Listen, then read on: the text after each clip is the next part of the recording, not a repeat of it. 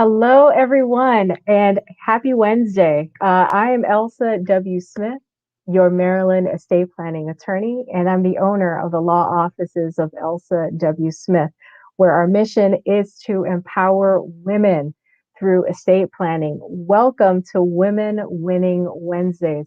The intent of this show, as I always say, is through our guests and educational content to provide you with glimpses of what an empowered woman is and the tools that she needs to win. So again, I'm really excited to have so many of you watching, tuning in. As a reminder, we are streaming on Facebook, YouTube, and now LinkedIn. We've added that to the lineup. Um, Give permission to StreamYard to for us to view your comments. And you can do that by visiting StreamYard.com/Facebook. StreamYard.com/Facebook. I'm really excited about the guest that I'm bringing to you today. She's a phenomenal woman. And of course, I only bring you phenomenal women on Women Winning Wednesdays. And today's guest is no exception. She is the one and only Pamela Jackson Sams. She's a financial advisor and she's the owner of Jackson Sams Wealth Strategies. Let me tell you a bit about her. For 19 years, Pamela has been helping women improve their financial and personal wealth through solid financial life planning. Her education and training enables her to help her clients successfully navigate through just a host of financial decisions that they face during their lives. She focuses on helping her clients meet their financial needs and helping them work through the challenges to achieve financial security and greater retirement readiness. Some special things about Pamela's background: she has membership in the $1 Million Roundtable. That is membership in this organization, in this group. It's a highly recognized mark of excellence and limited to only to the most successful in the financial services profession. This places Pamela among the top professionals in the global life insurance and financial services industry. She was also featured in the Women in Wealth section of Fortune magazine, November 2020 issue, as a top wealth manager in the Washington, D.C. metro area. Without further ado, everybody, help me welcome Pamela Jackson Sams. Hi, Pamela. Hi, How are you? I'm doing just fine. I was trying to figure out who you were talking about when you were reading that bio. I love it. We're like, is she really talking about? Yes, I am absolutely talking about you and all your amazing accomplishments. Welcome to Women Winning Wednesdays. Folks, as you can tell, I'm in different surroundings out in my home office I should say my main office in Annapolis today, thus the different surroundings. But nonetheless, we are here live. We are ready to rock and roll. Um, Pamela, I told the audience a bit about you. Is there anything else that you'd like to share about your background and credentials that the audience should know? Yeah, actually, you kind of hit everything on it. I've been doing this for the last 19 years. And, I think we have shared this story before. I got into this industry really out of helping my mom transition to becoming a widow after my father had passed away in 2001. And so, I had the tools available. I had just completed a financial management MBA background, had two kids back to back in graduate school, figuring I wasn't going to be able to do what I had set out to do, which was do investment.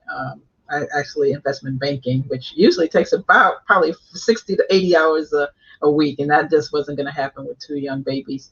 And so I was just took a sabbatical and just figuring out what my next best step was for that. And then unfortunately, my dad got sick and passed away in September of 2001.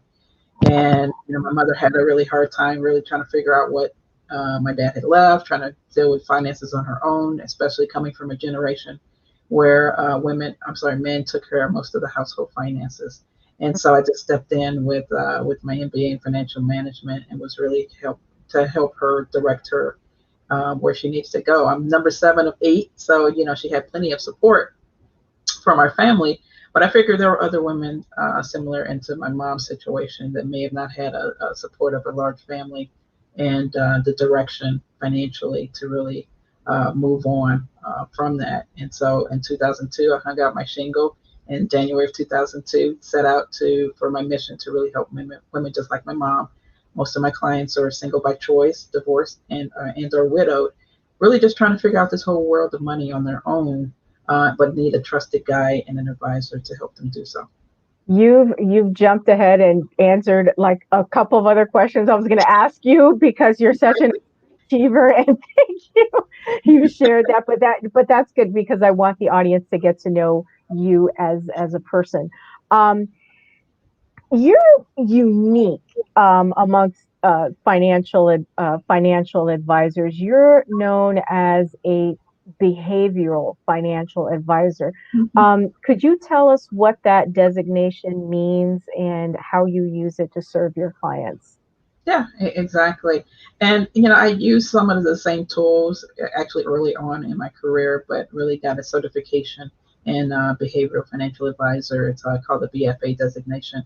QB was October of 2018. It was 2019, pre-pandemic, really to really look at how people make money decisions. It's all about marrying neuroscience with financial planning, and that's exactly what behavioral financial advice does, is to understand where and how people make their money decisions. So I start a lot of my conversations with potential clients, and actually my clients as well, as what does money really mean to you? How did you grow up with money in the household?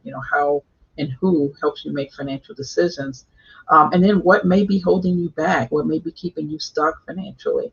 And all of that deals with a lot of money mindset and your money personality. So the behavioral financial advice piece really hones in on figuring out what people are like. I do have a minor in psychology undergrad, so I kind of pulled and dust that off to use that along with my financial planning background, really to get to the essence of what keeps women stuck, particularly financially, and that wasn't able to move forward.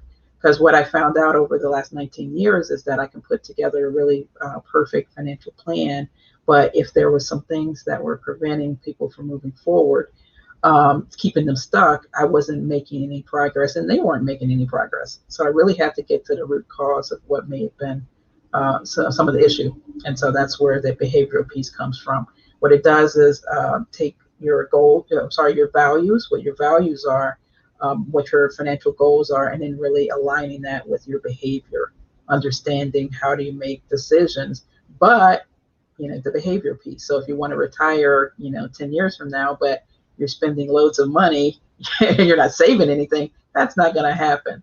So I need to work with my clients as well as curbing some of their behavior and really coming to, a consensus on, do you really want this? That goes back all the way to the values conversation. If you don't want it, then we'll kind of rework your values. But really looking at what I call VGB, which is values, goals, and behaviors. That's kind of what the behavioral financial advice designation. I'm gonna touch on the mindset piece because I just love talking about mindset, and I think that it's so important in really everything to do. It's the heart.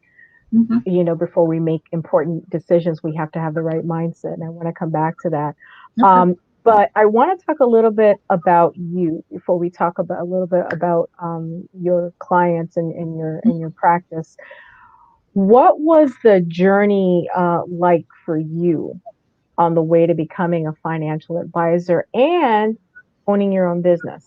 Mm-hmm. So double, two questions. Exactly. So, I just told you the story on how I got into it. That's I guess the easy part on figuring Right, out but it this is what wasn't. I'm you sure want it to do. wasn't rosy. But the journey always starts with, how do you acquire clients? How do you get known in the business that you have a business? You hang your shingle out, then you have to have people come to you. So the journey from the beginning was, this is what I set out to do as a mission, to work with women in that area, but I had to take everybody that I could in the beginning because you got to eat when you're growing your business. And so what I decided to do, because it was one of those things, I started my career earlier on with American Express Financial Advisors, now Ameriprise, and it was all about smiling and dialing. So you have to kind of pick up the phone, do a lot of cold calling in the initial stages of that. And like I said before, I had two young children back to back, and I really wanted to be home with my babies. So I had to figure out the best way to make my new career work without having to spend hours on the phone. And I love to educate people, as we've had discussions before, Elsa. And so I started out just doing a lot of workshops and seminars in the area. It was what we called fish bowls. If you can imagine, where you would just put a fish bowl into a restaurant and have people drop their business cards in. You pull a business card out, and you would offer them a free lunch for them in their office. And that's how I did, was really go into a lot of organizations and give presentations, what I call lunch and learn presentations in the beginning. And that's really how I grew my business, was through the seminars, through the lunch and learns, to educate. And then that's how I kind of got into developing more of my business versus cold calling. Pamela, that's one of the things that I love about you. And I have like a synergy in that we want to educate and empower. Those are the two pillars of my practice. Um, and I know that growing your business, it couldn't have been easy. I know about the lunch and learns, that been there, done that. But in order to, and we're talking to a lot of women who are listening, a lot of professionals who are listening, and they know that it's hard, trying to juggle family life. You just mentioned that, you have two children, and you had two young children when you were starting, your practice. What kind of support system did you have? And what are a couple, maybe one or two instances where you actually have to flex that and go, hey guys, I need a lifeline? Exactly, you need to do that. I mean, I have a very supportive husband. Of course, we just celebrated our 32nd wedding anniversary in May. So he was there at the early beginnings, really trying to help me figure all of this out. So definitely a support system there, because there was no way I was going to be able to leave two young kids at home without having my husband there. And then my daughter, she's older, Nicole, and she's between my oldest son and my daughter is about 7 years, so she was able to help out a little bit, with my husband. And then really just having a lot of colleagues there, as you're kind of commiserating together on, maybe you didn't have a really good week, and then really just kind of keeping you going as you are down in the doldrums, just trying to figure out, is this what I should be doing? And really having kind of what I call your girlfriend support system to either commiserate with, and also celebrate those wins with you, to really just kind of keep you going, uplift you when you need to, as well. So that's kind of the support system that I had, was early on, was of course my husband, my family, and then that girlfriend support system that I think everybody needs. That girl tribe, which I treasure. In talking about that, those times, it's not just one instance. Those times when you get exhausted, you're drained, like you said, you may not have a good week and whatnot. What is your why? What is it that drives you? And I think you alluded to it before, but I really just want to hone in and let the audience understand, like, what is it that drives you the way you are, to do the things that you do. Mhm. Yeah, exactly. Like I said, really just out of helping, my mom when she became a widow. And, I think, I'm a very spiritual person. So, I use my gifts that I've been given. And if I do not use those gifts, I think I'm, really not fulfilling the divine purpose that I was put here to do, for that. So that's what really kind of keeps me going, is that I know if I don't get up in the morning and I don't get out there and really help people, and actually what I say every morning is, I ask God for guidance. I said, who do I need to help? What do I need to say, and to whom? And that kind of leads to who do I need to? And so if I don't get up in the morning and I don't say that, then I'm really not fulfilling my divine purpose as well. And then there's other people out here who may need me, who will not have the help if I'm not out there. So that what really drives me is really being that support to somebody out here who needs the guidance. And I can't be selfish with it. So I need to keep going. That segues this into the next question I want to ask you, that, anybody who achieves, a certain level of success, particularly the levels of success that you have, you didn't do it alone. You didn't do it without any kind of guide. Did you and do you have a mentor, and how has that impacted your trajectory? Mhm. Yeah, I mean, early on, I think in any industry, it's really best to get a mentor to be able to pick up the skills a little bit faster, but also give you some guidance on how do you need to approach things. So early on, when I was at American Express, I had an advisor who I just said, "Hey, you're gonna help me." She was it wasn't even voluntarily. I just said, "Hey, we're both in this industry. We're both, Black women, and trying to make it in this financial planning industry. You have it figured out. Can I just kind of hold on to the coattails for a little bit and figure that out?" And we're still good friends to this day as well, because you need somebody who has been there before you, kind of show you what's going on down the river or down the road, on what to expect, but and also kind of hold you up on getting and developing your skills and helping you do that. So I have that, and I have coaches now that will be able to do the same thing. It's not the fact that you reach a certain level and you still need a coach. You look at any industry, golfers or gymnasts or whatever, they have coaches. In order to continue to achieve and get to the next level, you need some guidance there. So I still have mentors, and I still have coaches that help me along the way. I'll flip it. Do you have an opportunity to be the mentor to anyone? Exactly. And so I I just love, again, I just love educating and I love helping. So actually, I do have three mentees, and I think since the last time I spoke with you, I added on a fourth one through another through another organization that I belong to. And so, I just love giving back, especially, like I said, women in this industry really need to be a kind of a little tribe on our own and help others achieve the success that I have. So I have those four mentees now that I help out, and we meet on a regular basis. And they're at different points of their careers as well. Some early on, some mid, and then some mature as well. But everybody needs some type of guidance in any of those particular areas, even if you've been in the industry for a while. And I'm sure you feel the same way, Elsa, is that there's some people who have a different spin on things and also a Yes. different viewpoint that will be able to, if you're in it, you don't have that much objectivity. And so you're too close to it. But if you have somebody on the outside looking in, then they will be able to look at it in a different light than you may be able to, and then at least point you in the right direction. Or you like, I never even really thought about that.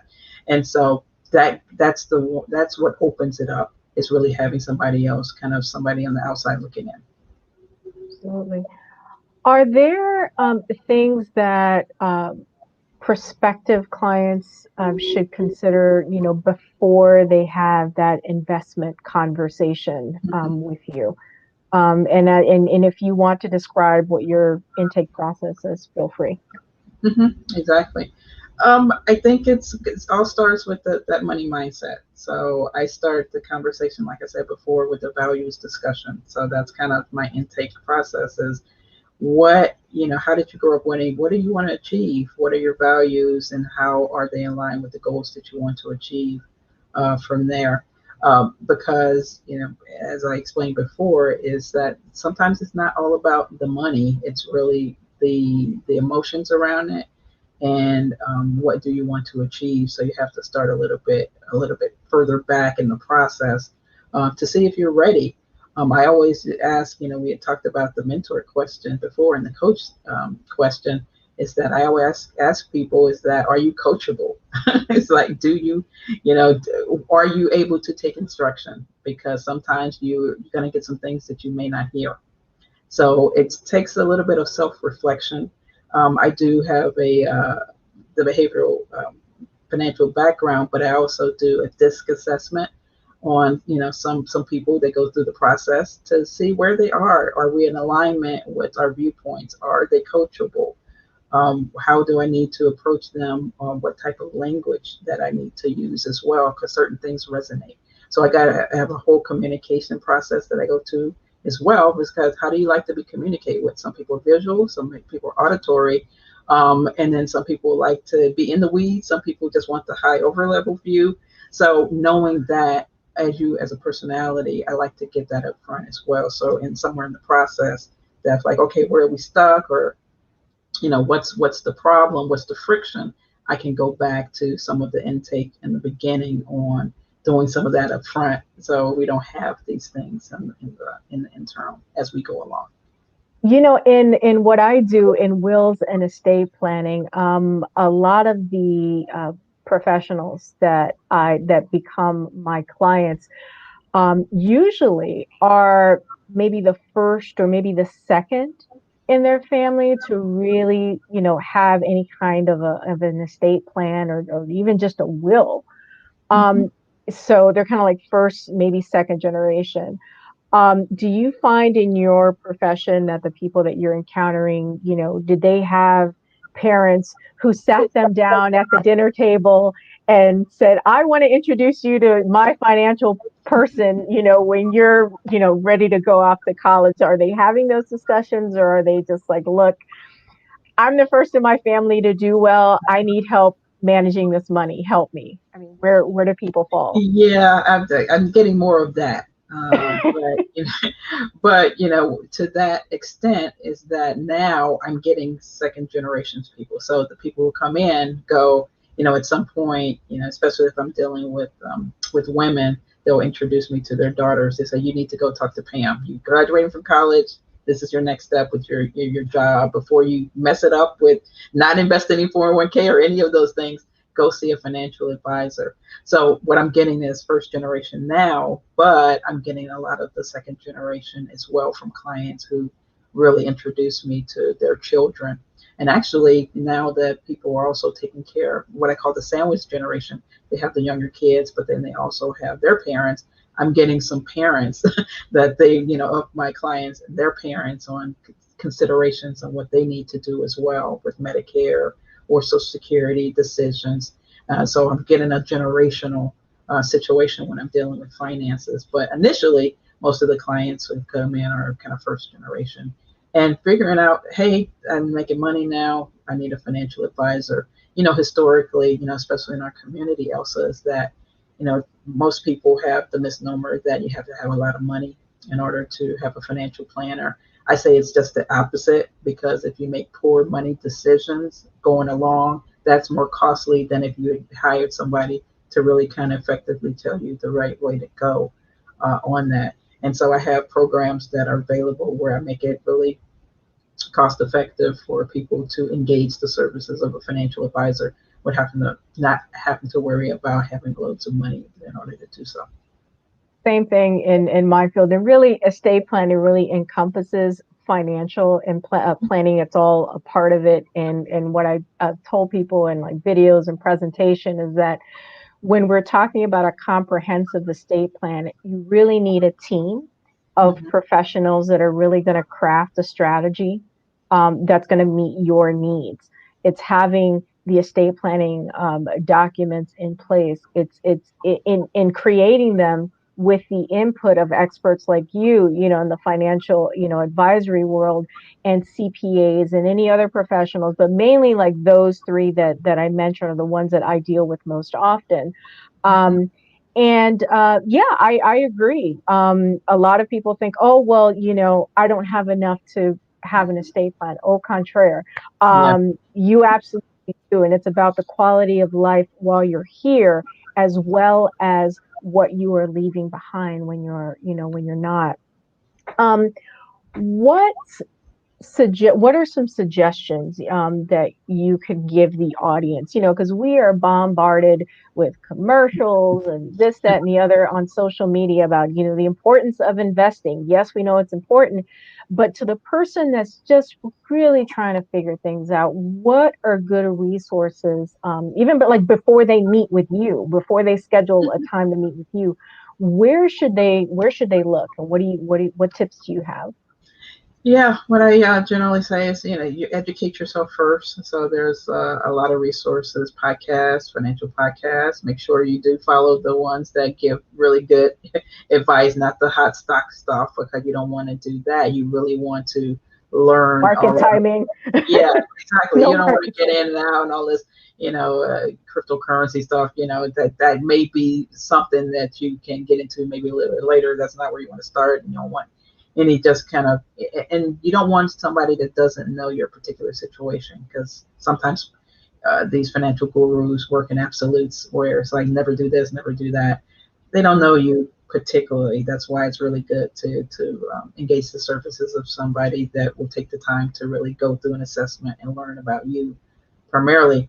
But it's all about financial education. So, I use a site called Investopedia. I used to do some writing for them. That's a good resource. It's kind of an encyclopedia of different financial terms and strategies. So you can start there. And of course, any financial books are good, but it's really all about educating yourself around money, around financial planning, how money works. I know, Elsa, we've had a conversation is that nobody really learns about money in this country efficiently. We just kind of go from our homes to quasi on our own with college, and then boom, out here in the real world, and nobody's really effectively told you how to manage money. So education comes. I have a lot of financial literacy programs that I have. I do a variety of talks, and I also have a website that I use with my clients to really some good information on just getting you up to speed with financial literacy. One of the things that I hope to do with my practice and the people that I invite onto the show is everything with the aim of, particularly in our community, changing the generational narrative. And Mhm. one of the ways that I believe that we do that is by normalizing some discussions at the dinner Mhm. table, normalizing, the financial discussion, saving. Some of our earliest memories of saving are, the piggy bank. I had a piggy bank, Yeah. growing up. But, Mhm. and the importance of that, it's taking, I have clients who they practice this with their young ones. They take them to the bank and they open up their first, savings account. And that's a part of it. And it's same thing with estate planning. It's not waiting until the family is in crisis to say, oh gee, I think I need a will. Yeah, no, it happens before then, so that you are making positions from a position of power and not of desperation, Yeah, and then exactly. not, risk not having anything in place, and then having the state dictate, what's going to happen to your assets, which is a place where no one wants to be. No. But it's got to start as, basic as, like, the family dinner table. Start having Mhm. family meetings, Yeah, right? exactly. And that's what I stress as well as I call this thing what I call financial date nights. And it just started with Like couples that. primarily, but it's really to get together. It's like, what is the state of affairs of where we are, where we with our budget, where we are with our goals, what happened this month. It's kind of a state of the union thing. And I said, Mhm. make it fun, you get a wine and cheese and, do what you need to, but Like that, a you're charcuterie focusing in table. on your finances just during that particular point in time. So I call them financial date nights. Even if I work with a lot of single females, you're gonna do the date night on your own. You do the same thing. And maybe reward yourself with a spa afterwards, or a spa bath or something. But you're focusing Sparkling in wine on in a spa. I love it. And yeah, let's talk about finances while we're at it. Yeah, and let's talk about finances while we're at it. But that's a way to, like you said, normalize the conversations because it's been taboo, so taboo in our families, on talking about money or how much somebody makes, and we just don't want to deal with it, so we don't, and so that's why the conversations never come up as well. And to what you were talking about before, I was thinking about when I speak with people sometimes is that you know historically, if you kind of go through waiting and waiting and waiting, if you Right. came to me 20 years from ago, you have this many options. If you wait, the options narrow down and you don't have as many. And I'm sure, same thing with estate planning. If you came to me when you wanted, you had these options, but now you only have these three or whatever. And so really knowing that and taking action before things get bad or before I have to retire and I want to retire in 3 years and but I never really looked at this. Now I need somebody. And I was like, well, now the options may be less and we have to work with something different for that versus if you came to me a little bit earlier. So if we're having these open conversations a little bit earlier and more frequent, then I think that would normalize the conversation and have people really know where to seek for guidance and ask for it a little bit earlier as well. Excellent, excellent advice. As we're now at the top of the hour, do you have any events or any webinars coming up? I'm going to put your information and, of course, a disclaimer as well Yes, on exactly. the screen. Yeah, we attorneys have it as well. But if you have anything coming up, please share. Yes, I have next Tuesday, which is July 20th. I have it's called Money Talks. It's what they call it, the financial literacy primer, 7:30 to 8:30. Actually, if people want to, I was trying to figure out the Bitly, but never mind. If you go to my business page on Facebook, it's at Jackson Sam's Wealth on Facebook and IG, and so I'm posting the event there, so people can follow me, and of course I'll update that, and they can sign up for the Eventbrite because it's through Eventbrite, but it is sponsored by Ladies Who Wine and Room for Us, I believe. Ladies Who Wine Design, yeah, and Room for Us, and it's an excellent. Both of them are excellent organizations, and they approached me to do a financial literacy primer for their members, and so they're inviting other people to come take advantage of that as well. I love that. And I put your contact information on the screen for everybody who wants to get in contact with Pamela Jackson Sams. There's her email, phone Mhm. number, and her website. She's told you about an upcoming event. Pamela Jackson Sams, thank you, thank you, thank you Thank so you. much for being a guest, bringing all that good information to empower women Yes, within the sound of our voices. We have to do it two by two. We're going to empower women to change and change a yes, exactly. generation. Yeah, we have to. That's our mission. Absolutely. Listen, thank you again for being such a wonderful guest. I'm sure this won't be the last time that we do something together, but be well and much success. I wish you much success in your practice and in everything you do. Thank you so much. And I'll Yeah, talk to you soon. yeah, definitely. Thank you very much for having me, and I enjoyed it. And definitely we'll be in touch and do other activities together. Absolutely. Looking forward to it. Have a great day. Okay, take care. Everybody, that was Pamela Jackson Sams. Wasn't she amazing? Um, and again, you saw that there's always that intersection between in financial advisory world and estate planning. They really do go hand in hand, and that's why I try to bring you people who are experts in their field. You heard that she just has a passion for educating and empowering women and really aligns with the mission not only of my firm, but the mission of the show. And I hope you appreciate that. Just as a reminder, if you need wills and estate planning advice and even estate administration and probate assistance, I want you to reach out, contact us at the law offices of Elsa W. Smith. And I'm going to put my contact information on the screen, 410-995-7719. We're licensed in Maryland and the District of Columbia. Feel free to visit my website at elsawsmithlaw.com and follow us on social media at Elsa W. Smith Law. And before I wrap up, I did want to remind everybody about the ongoing free webinar that we have. You know, how to put your mask on first, estate planning for today's woman. You can register on the homepage of our website at elsawsmithlaw.com.